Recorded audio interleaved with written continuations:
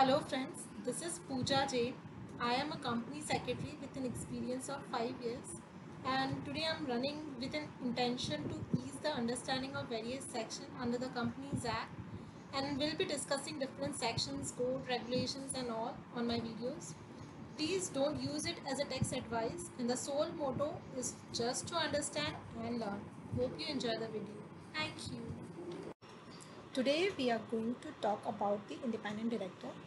So basically companies act में बहुत सारे डायरेक्टर्स हैं, टाइप ऑफ डायरेक्टर्स है। एक पर्टिकुलर कंपनी में बहुत तरह के डायरेक्टर्स हो सकते हैं, जैसे कि managing director, whole time director, executive director, non executive directors.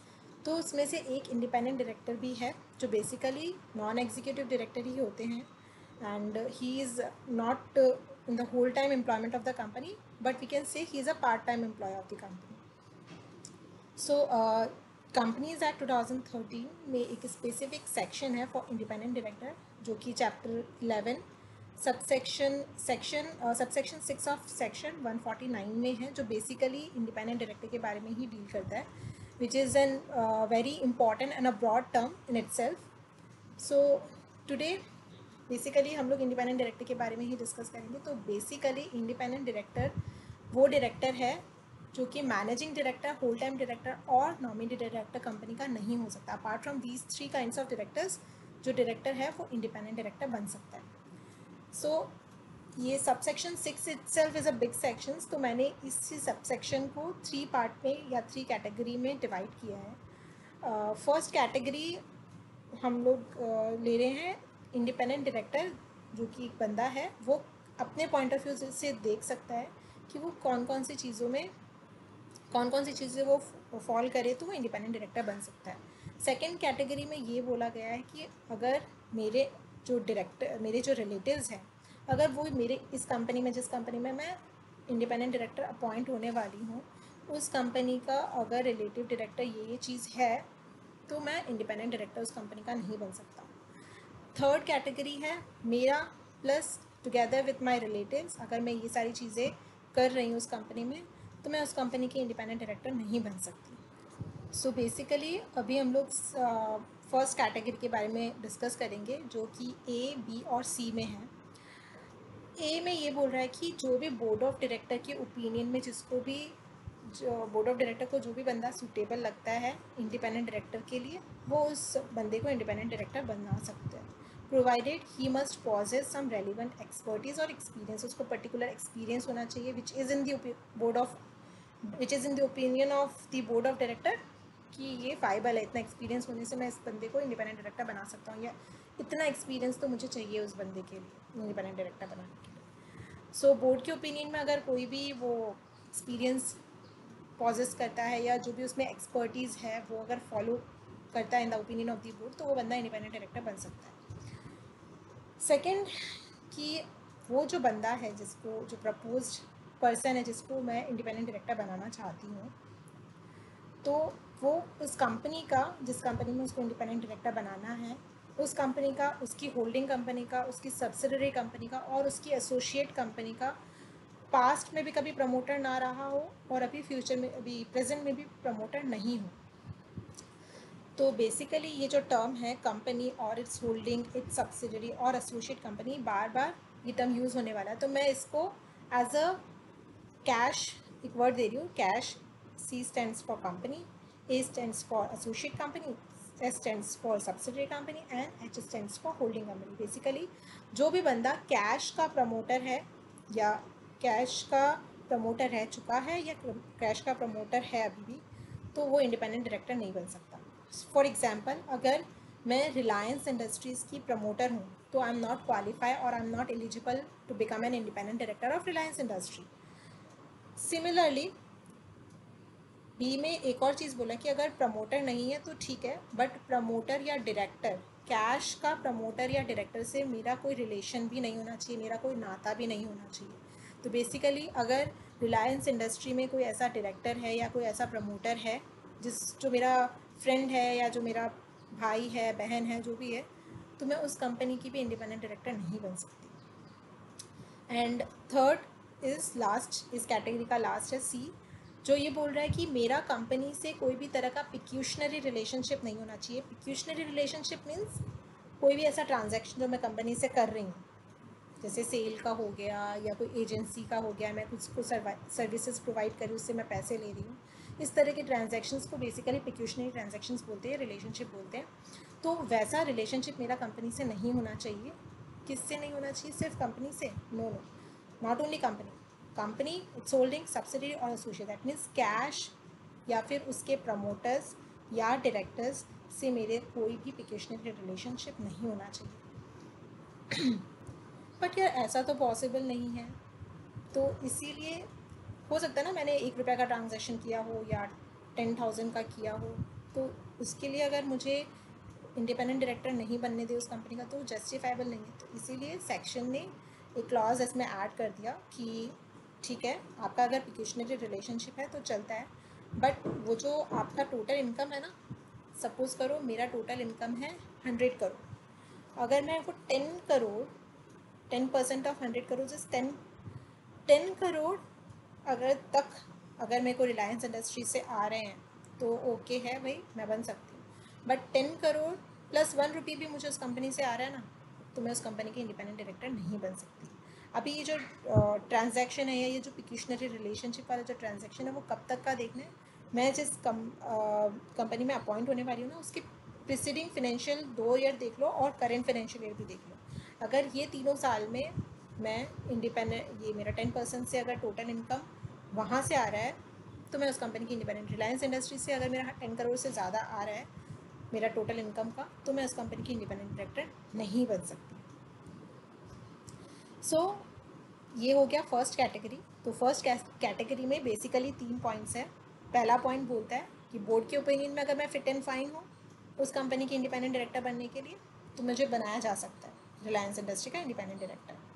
Second में बोल रहा है कि अगर रिलायंस इंडस्ट्री प्लस उसकी होल्डिंग सब्सिडरी और एसोसिएट का मैं कभी प्रमोटर फ्यूचर पास्ट में रह चुकी हूँ या भी फ्यूचर में हूँ, तो मैं उस कंपनी की इंडिपेंडेंट डायरेक्टर नहीं बन सकती। थर्ड इज़ कि मेरा कोई भी पिक्यूशनरी रिलेशनशिप नहीं होना चाहिए कंपनी से, बट अगर 10% ऑफ माई टोटल इनकम तक है तो ठीक है, पर 10% से एक्सीड कर रहे हैं तो भी मैं उस कंपनी की इंडिपेंडेंट डायरेक्टर नहीं बन सकती।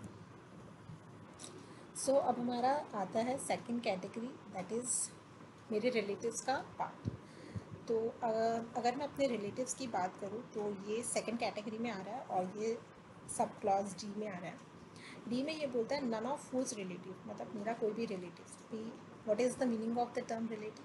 ये कंपनीज एक्ट के सेक्शन 2 सबसेक्शन 77 में बेसिकली रिलेटिव्स का डेफिनेशन दिया हुआ है, जिसमें बेसिकली मेंबर्स ऑफ HUF या husband, wife, father, step father, mother, step mother, son, step son, daughter, daughter in law, sons wife, daughters husband, ये सारे जो बंदे हैं, brother, step brother, sister, step sister, ये सब आते हैं। तो बेसिकली ये अगर रिलेटिव्स इनमें से कोई भी बंदा अगर रिलायंस इंडस्ट्री में सिक्योरिटी या शेयर होल्ड कर रहा है, शेयर्स होल्ड कर रहा है, या उसका कोई भी इंटरेस्ट है कंपनी में कैश में पिछले 2 सालों में और करंट ईयर में, तो मैं उस कंपनी की इंडिपेंडेंट डायरेक्टर नहीं बन सकती। इसमें भी एक क्लॉज डाल दिया कि अगर मेरा जो रिलेटिव्स है वो 2% of the paid up share capital hold कर रहा है, मतलब रिलायंस इंडस्ट्री का जो पेड अप शेयर कैपिटल है या कैश का जो पेड अप शेयर कैपिटल है वो अगर 2% तक है तो ओके है, या फिर फेस वैल्यू जिसका 50 lakhs तक है, विच एवर इज़ लोअर, तब तक ठीक है, उतना तक मैं होल्ड कर सकती, मतलब मेरा रिलेटिव उतना अमाउंट तक होल्ड कर सकता है। बट अगर उससे ज़्यादा कर रहा है तो मैं उस कंपनी की इंडिपेंडेंट डायरेक्टर नहीं बन सकती। बिकॉज ये जो क्लॉजेज है ये इसलिए लाए बेसिकली क्योंकि अगर मेरे रिलेटिव्स उसमें हैं तो हो सकता है ना मैं अपने रिलेटिव्स के हक़ में जो भी डिसीजन मैं ले रही हूँ मैं अपने रिलेटिव्स के हक़ में ले रही हूँ, या अगर मेरा कुछ उसमें इंटरेस्ट है तो मैं उसके हक़ में ले रही हूँ। इसीलिए बेसिकली इंडिपेंडेंसी रखने के लिए ये सब क्लॉज डाले गए हैं। सेकंड में रिलेटिव का ही सेकंड में ये है कि पहला तो मेरा जो रिलेटिव्स है वो सिक्योरिटी होल्ड नहीं कर रहा हो, उसमें ये लिमिटेशन डाल दी। सेकंड कि जो मेरा रिलेटिव है वो कैश से, मतलब रिलायंस इंडस्ट्रीज से प्लस उसकी सब्सिडरी होल्डिंग और एसोसिएट से, उसके प्रमोटर और डायरेक्टर से उसने कोई भी तरह का लोन ना लिया हो, पिछले 2 सालों में और करंट ईयर में 2+1, तो इन 3 सालों में उसने कोई भी तरह का लोन ना लिया हो कंपनी से। थर्ड है कि कोई तीसरा पार्टी है, मतलब जो मेरा रिलेटिव नहीं है बट कंपनी का कोई भी एक बंदा जिसने लोन लिया ना कैश से या प्रमोटर से, उसके डायरेक्टर्स से, मैं उस बंदे को अगर गारंटी या सिक्योरिटी प्रोवाइड कर रही हूँ तो भी मैं उस कंपनी की इंडिपेंडेंट डायरेक्टर नहीं बन सकती। फोर्थ और लास्ट है इसका रिलेटिव का अलोनली, कि अगर रिलेटिव का भी कोई पिक्यूशनरी ट्रांजैक्शन है या रिलेशनशिप है कंपनी के साथ या उसकी सब्सिडरी होल्डिंग एसोसिएट के साथ, तो अब यहाँ पे डायरेक्टर प्रमोटर नहीं बोला, क्या मतलब कि डायरेक्टर और प्रमोटर के साथ मेरा पिक्यूशनरी ट्रांजैक्शन हुआ तो चलता है। पिक्यूशनरी ट्रांजैक्शन मतलब मैं उस कंपनी को सेल कर रही हूँ कुछ, या उससे कुछ खरीद रही हूँ, या उसको कोई सर्विसेज अवेल कर रही हूँ, तो वैसे ट्रांजैक्शन पिक्यूशनरी ट्रांजैक्शन बोलते हैं, जैसा कि हम लोगों ने ऊपर डिस्कस किया। तो अगर उस तरह का ट्रांजैक्शन है और वो जो ट्रांजैक्शन है ना, जो भी मैं रिलायंस इंडस्ट्रीज से सपोज करो फॉर एग्जांपल रिलायंस इंडस्ट्री को मैं कुछ बेच रही हूँ, और मैं रिलायंस इंडस्ट्री को भी बेचती हूँ प्लस ABC कंपनी को भी बेचती हूँ, XYZ कंपनी को भी बेचती हूँ, और बहुत सारे कंपनीज को मैं कुछ ना कुछ बेचती हूँ, ठीक है।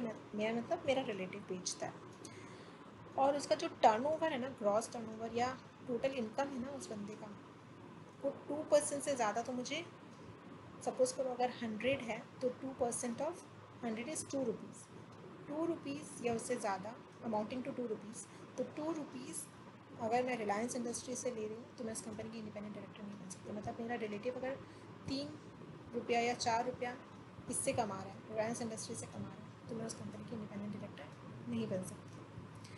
So basically category second is talking only about the relatives. Relative security भी होल्ड नहीं करना चाहिए कैश में, ना उसने लोन लिया हो कैश से उसके प्रमोटर से, उसके डायरेक्टर से, ना उसने थर्ड पर्सन को लोन गारंटी या सिक्योरिटी प्रोवाइड किया हो कैश की कंपनी को या उसके डायरेक्टर्स का या प्रमोटर्स को, या फिर कैश से कोई भी तरह का पिक्यूशनरी ट्रांजैक्शन रहा हो।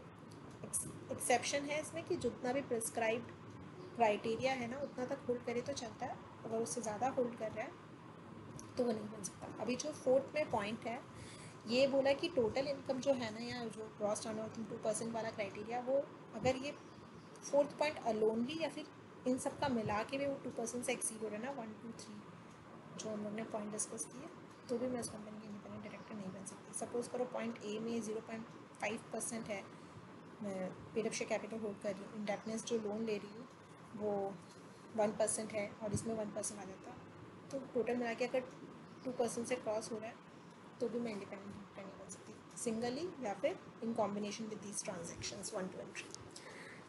Third and the last category, मैं जो कि पॉइंट ई में है, क्लॉज ई में है, who neither himself nor any of his relative, who means मैं या फिर मेरे रिलेटिव दोनों मिला के कोई भी अगर कंपनी का KMP पोजीशन होल्ड कर रहे हैं, रिलायंस इंडस्ट्री या उसकी होल्डिंग सब्सिडियरी एसोसिएट की, in any of the 3 financial years immediately preceding the financial year in which he is proposed to be appointed, मेरे को जिस फाइनेंशियल ईयर में अपॉइंट करने का सोच रहे हो उससे पिछले 3 साल में देख लो, उससे पहले वाले 3 साल में देख लो, अगर पहले वाले 3 साल में मैं या मेरा रिलेटिव KMP का पोजीशन होल्ड किया हो या एम्प्लॉई रही हूँ, तो मैं उस कंपनी की इंडिपेंडेंट डायरेक्टर नहीं बन सकती। KMP बेसिकली हम लोग बेसिकली सेक्शन चैप्टर 13 में दिया हुआ है KMP के बारे में, section 203 I guess.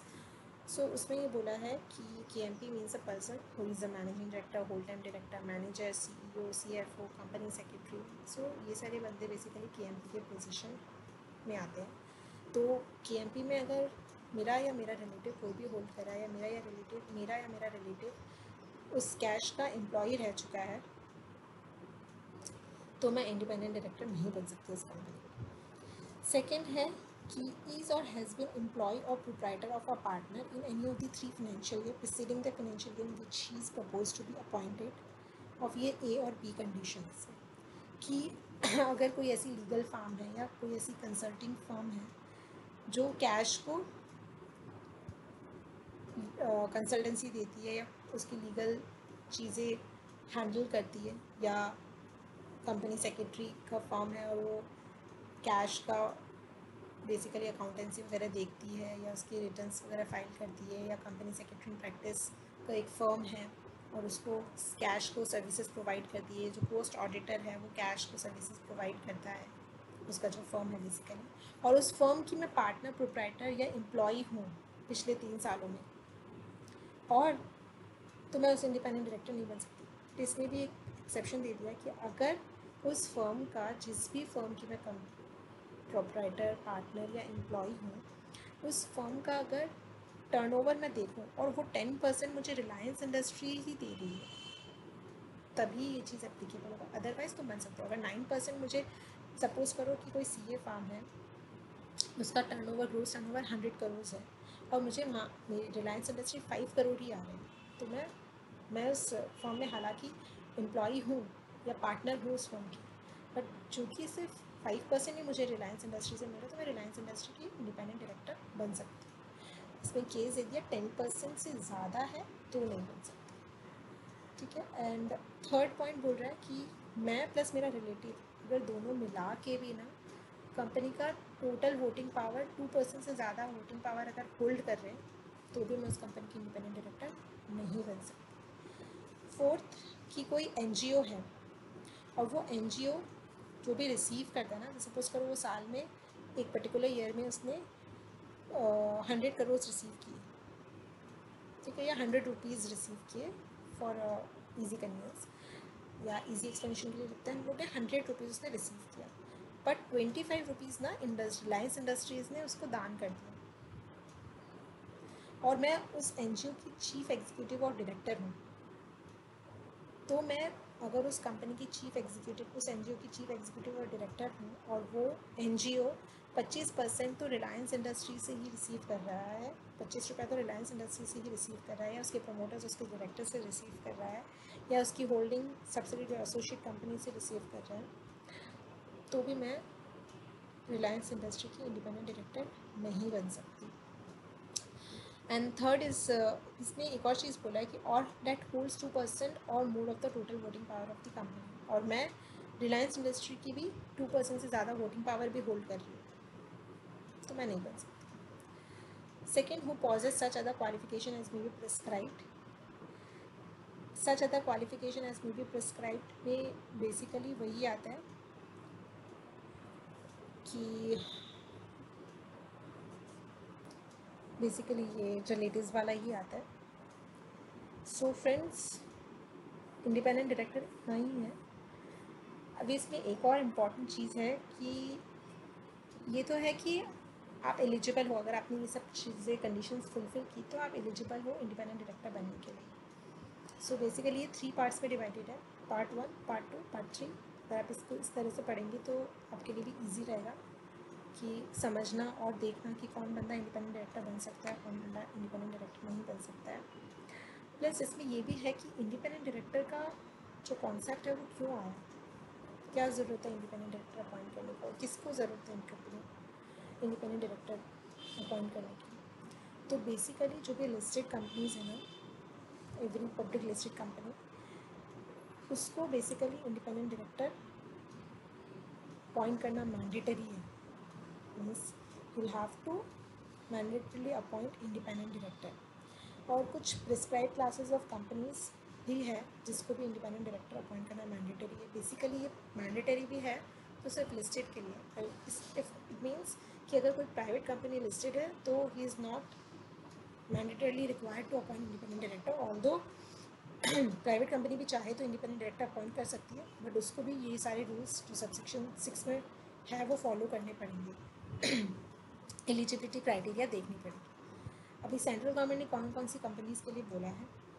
Central government ने बोला है कि अगर कोई भी ऐसी पब्लिक कंपनी है जिसकी पेड शेयर कैपिटल 10 करोड़ या उससे ज़्यादा है, या जिसका टर्नओवर 100 करोड़ या उससे ज़्यादा है, या जिसका टोटल मिला के आउटस्टैंडिंग लोन, डिबेंचर और डिपॉजिट 50 करोड़ से ज़्यादा है, तो उसको minimum 2 directors, independent directors appoint करना मैंडेटरी हो जाएगा उसके लिए। और बाकी सारे जो लिस्टेड कंपनीज़ है उसको टोटल नंबर ऑफ डायरेक्टर्स का 1/3, मतलब अगर किसी कंपनी में 12 डायरेक्टर है उसको तो 12 में से 4 तो इंडिपेंडेंट डायरेक्टर मैंडेटरीली होने ही होंगे।